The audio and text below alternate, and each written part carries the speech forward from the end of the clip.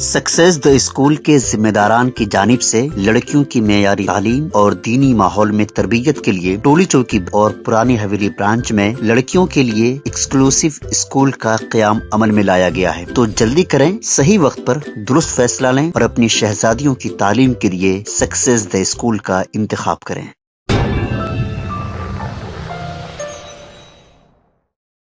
BRS के रुकने assembly D Nagendra और चेवड़ला के रुकने पार्लियामेंट रंजीत रेड्डी ने आज कांग्रेस में शमूलियत इख्तियार कर ली।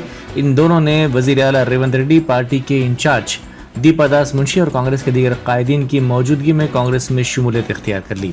दीपा दास मुंशी ने इनको पार्टी का खंडवा पहनाया। कबल नागेंद्र ने रेवंत रेड्डी से खैर सगाली मुलाकात की थी, जिसके बाद से ही ये इत्तलात गश्त कर रही थी कि वह कांग्रेस में शामिल हो जाएंगी।